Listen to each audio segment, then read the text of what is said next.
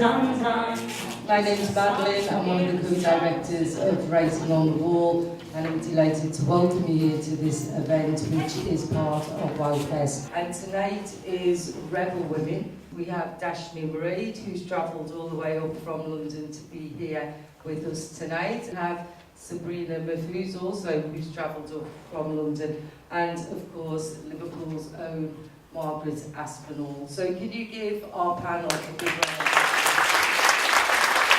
As a women's organisation, we are, as you can imagine, also devastated at the impact of the terrible events of Manchester last night.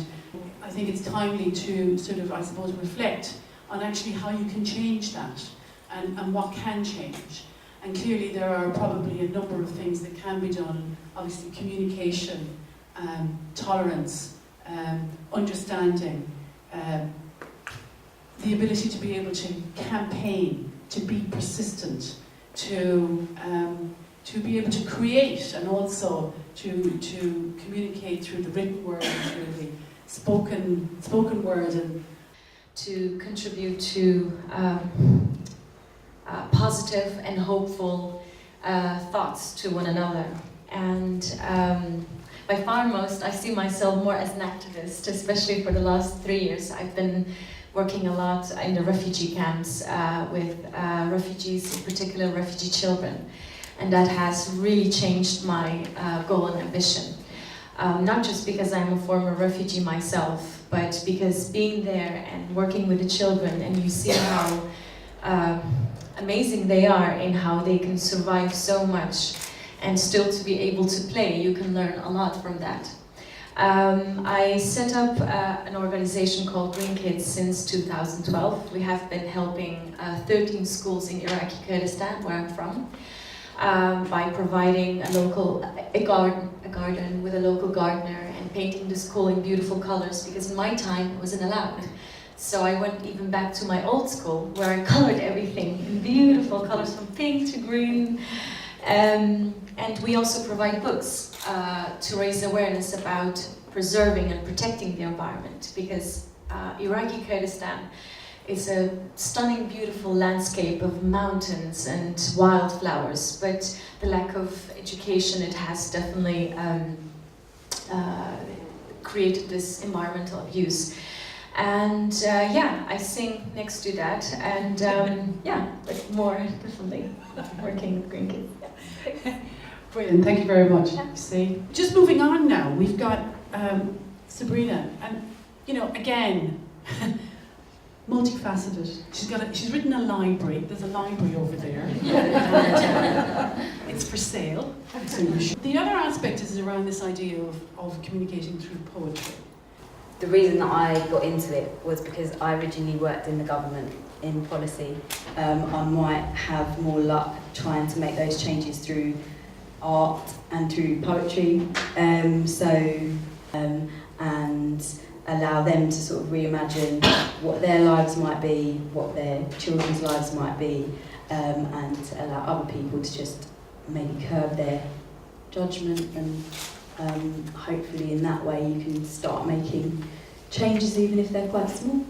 It's amazing, the Ministry of Defence to a poet. Now that's a transition.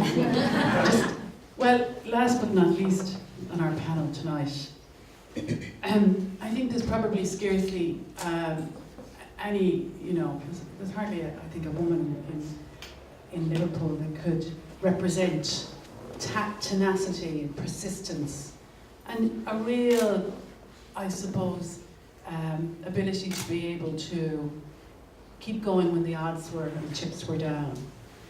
From huge tragedy and personal tragedy and a collective tragedy from the city, we have Margaret Aspinall, who has... Well, I've been called some things in the past by a lot of people. I've never been called a rebel woman. I'm rather surprised by that name, actually, and I think if the government heard that, they mightn't speak to me ever again. She's a rebel, don't allow her in. But you're asked the question, how did you keep going? Well, it wasn't me who kept going. This is more than about Margaret Aspinall. This is about all the families all those who have gone. It's also about the city itself. Our city to me meant more than just the 96.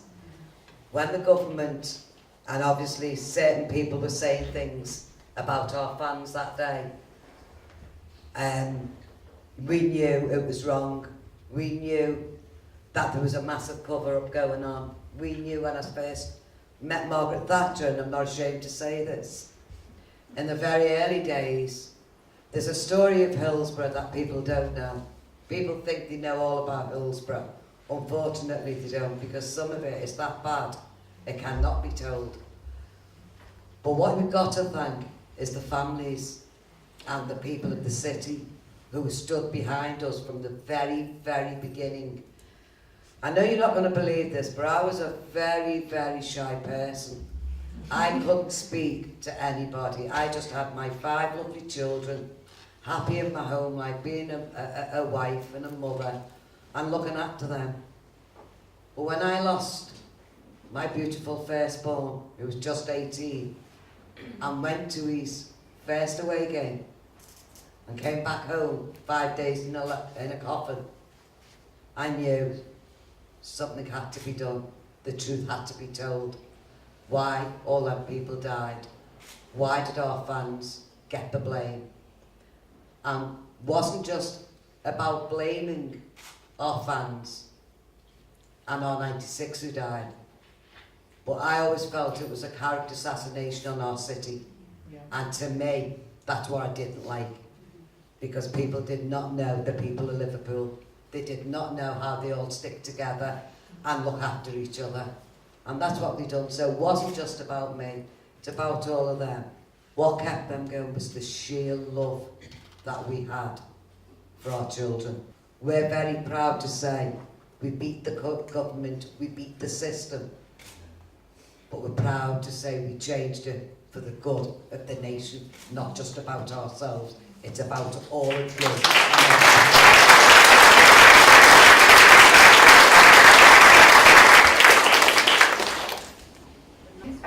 In a few decades, if we look back at now, that we will say these were the very troubled times, because the world leaders are denying climate change and ignoring women's rights and isolating refugees. And but for me, that was the same in the 90s and the 80s, because I remember when I was only 5 and we had to pack because we had to leave from Saddam's regime.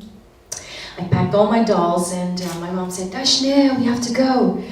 So I forgot about my dolls, but the next time I woke up, and then there was this dark field with people and children all screaming. We were in the mountains towards Iran, and all I had to do was to run behind UN helicopters to catch food. That was my job as a 5-year-old. And I remember I always ran because I wanted to make sure to catch chocolate, because I heard they were throwing chocolates as well. One of the reasons that I survived was because people who believed and cared, people who also, like all of you, who rebelled and cared and that wanting that change. So there was a concert in Wembley here in the UK, and once the aid arrived, I was able to survive, and now I'm sitting here able to talk to you. And now that I look back, I don't fear anymore, and I won't be silenced, and that's the aim of my tale. I won't be silenced. And for you to be here and to listen, that gives me strength. I was publicly shamed, and I always thought it was my fault. I had never an idea of why they did that for 3 years, that I couldn't work, that I couldn't sing, that I couldn't do any charity work. The first library we opened in a refugee camp, they made sure it was closed in a week. But I carried on. And then the threat started with sharing private pictures of me. But with my head up high, I went back to Iraqi Kurdistan, and it was so hot.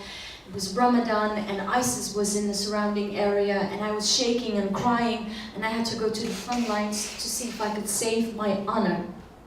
And now that I look back, I don't fear anymore, and I won't be silenced, and that's the aim of my tale. I won't be silenced. And that's what I have been doing through my music and through my charity. Again, how I tackled is by the support of other women. Definitely.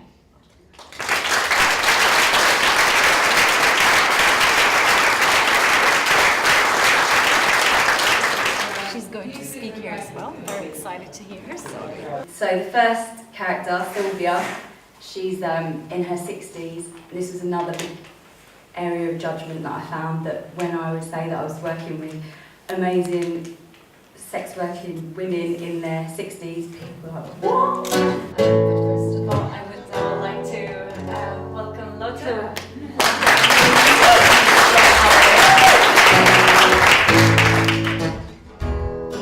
Taking vouchers. Thing is though, we take cash. I mean, it's always been that way.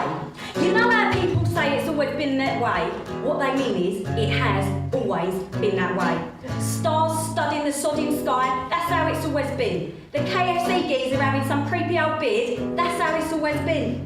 Women getting money for men to do what they need to do so we can do what we need to do, how it's always been. Hey ya, hey ya, hey ya, hey ya, hey ya, hey ya, hey ya. Hey ya, hey ya, hey ya, hey ya, hey ya, hey ya, hey ya. Don't you know love wins, yeah. Every time, don't you know love wins, yeah. Every time, hey ya, hey ya, hey ya, hey ya, hey ya, hey ya.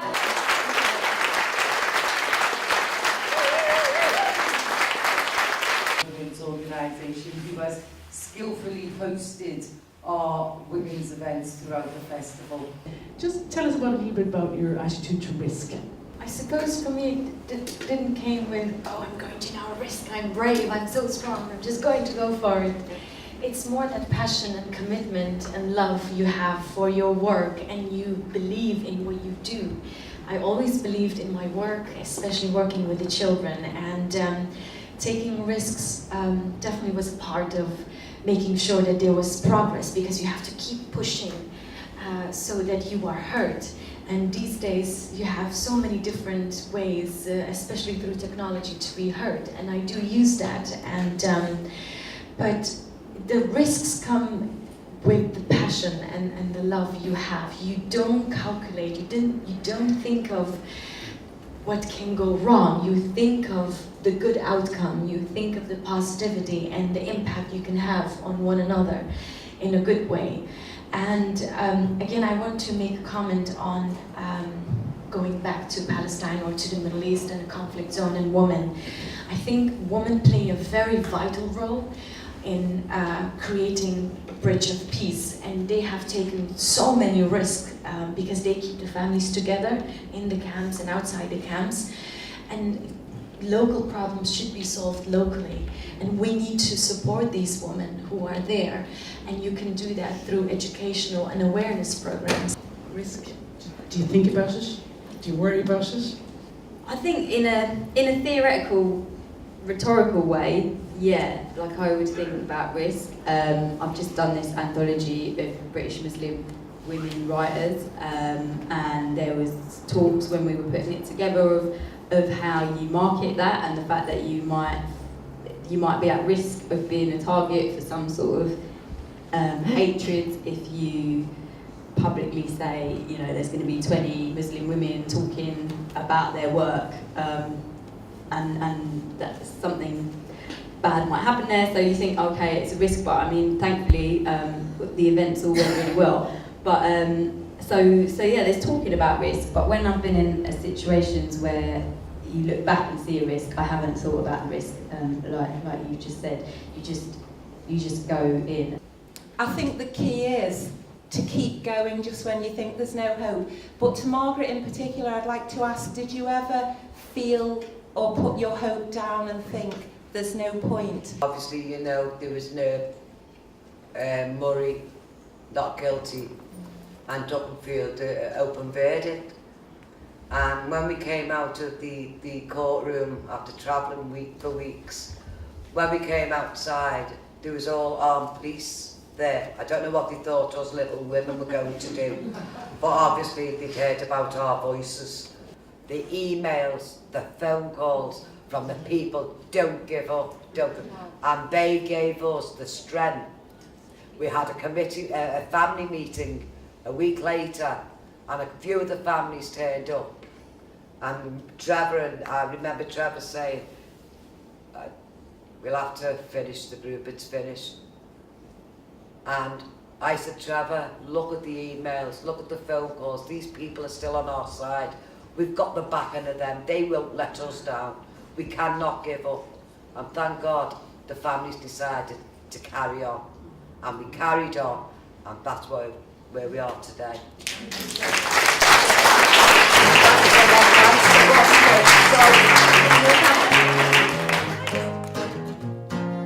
We are the colours, sisters and brothers. Together we make up the rainbows in the skies.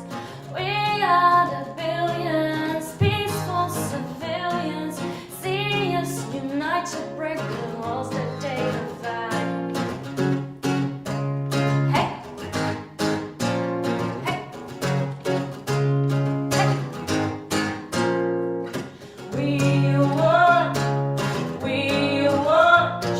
Stars that happen to be human. We can dance, dance, dance till we are done, done, done.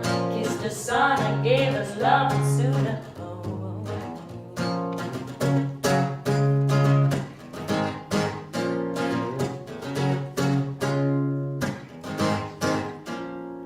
We were shooting stars that happen to be human. We can dance, dance, dance till we are done, done, done. Kiss the sun and give us love and soon.